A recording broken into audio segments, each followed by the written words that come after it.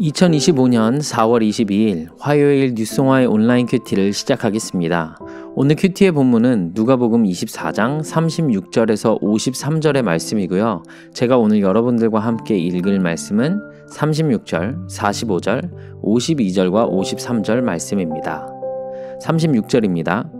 이 말을 할 때 예수께서 친히 그 가운데 서서 이르시되 너희에게 평강이 있을지어다 하시니. 45절입니다. 이에 그들의 마음을 열어 성경을 깨닫게 하시고. 52절, 53절 말씀입니다.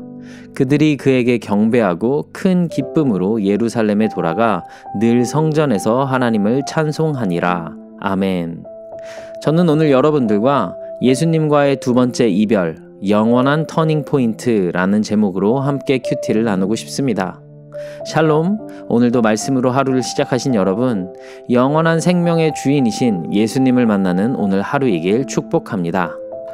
벌써 누가복음의 마지막 큐티입니다. 지금까지 함께 큐티로 잘 달려오신 여러분 수고하고 고생하셨습니다.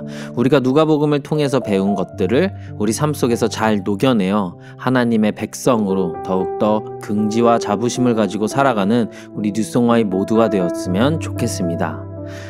어제 큐티 기억하시나요? 엠마오로 갔던 제자들이 발을 돌려서 다시 예루살렘으로 향했습니다. 그리고 예루살렘에 모여있던 제자들에게 자신들이 예수님을 만난 사실을 말하고 있던 그 찰나에 예수님께서 등장하십니다. 오늘도 어제 큐티처럼 예수님을 만난 후에 나타난 제자들의 변화들을 살피며 우리에게도 동일한 은혜가 있기를 바라는 마음으로 말씀을 묵상해 보겠습니다. 부디 우리의 삶, 우리의 하루 그 속에 시시때때마다 예수님을 만난 흔적이 묻어나 있기를 소망합니다. 먼저 36절 말씀을 다시 한번 보겠습니다. 이 말을 할 때 예수께서 친히 그 가운데 서서 이르시되 너희에게 평강이 있을지어다 하시니. 아멘. 예루살렘에 모여있는 제자들은 모두 두려워하고 있고 겁에 질려 있는 상태였습니다. 아마도 엠마오로 향했던 두 제자만 기쁨에 벅차 예수님을 증거했을 거라 생각합니다. 그런데 그 두려움에 엄습해 있는 그 자리에 예수님이 찾아오십니다. 예수님이 그 자리에 오셔서 샬롬을, 주님의 평강을 말씀하십니다. 부디 우리에게도 오늘 예수님이 찾아오시길 소망합니다. 오늘 우리가 느끼는 모든 불안정함과 불안함 속에도 예수님께서 본문과 같이 찾아오시길 소망합니다. 그래서 우리의 슬픔이 변하여 기쁨이 되는 터닝 포인트가 있기를 바랍니다. 우리의 두려움이, 불안함이, 의심이, 슬픔이 예수님을 만나 평안으로 경험되어지는 오늘 하루가 되길 응원합니다. 두 번째로는 45절 말씀을 다시 한번 보겠습니다. 이에 그들의 마음을 열어 성경을 깨닫게 하시고. 아멘. 제자들이 슬퍼했던 이유 중 하나는 이들이 지금까지 모세와 선지자의 글과 시편을 통하여 선포되었던 모든 말씀들이 예수님으로 향하고 예수님을 가리키고 있다는 사실을 깨닫지 못했기 때문입니다. 그래서 예수님께서 그들에게 오자마자 평안을 주시며 하신 사역이 바로 말씀을 깨닫게 하신 사역이었습니다. 설명해 주시고 풀이해 주시며 자신의 죽음이 그저 슬픈 사건이 아니라 이미 예정된 하나님의 계획이었음을 말씀하십니다. 또한 예수님의 부활의 힘이 이미 사망 권세를 이기셨음을 깨닫게 해주십니다. 저는 이 부분을 묵상하면서 예수님께서 그 자리에 있던 제자 요한을 바라보면서 한참 성경을 풀어주시고 설명하신 후에 요한복음 3장 16절을 다시 말씀하시지 않았을까 생각을 해보았습니다. 하나님이 세상을 이처럼 사랑하사 독생자를 주셨으니 이는 그를 믿는 자마다 멸망하지 않고 영생을 얻게 하려 하심이라. 아멘. 하나님이 단순히 계획을 성취하시는 것에만 집중하신 분이 아니라 그 계획을 성취할 수밖에 없던 이유, 바로 우리를 너무도 사랑해서임을 다시금 두려워 떨고 있는 제자들에게 성경을 풀어서 깨닫게 해주시지 않았을까 상상해 봅니다. 죽음도 어찌할 수 없던 하나님의 사랑, 그리고 그 사랑을 구현하신 예수 그리스도, 그 앞에서 그의 말씀을 들으면서 누가 감히 두려워할 수 있었을까요? 부디 오늘 우리에게도 하나님의 사랑이 울려 퍼지길 소망합니다.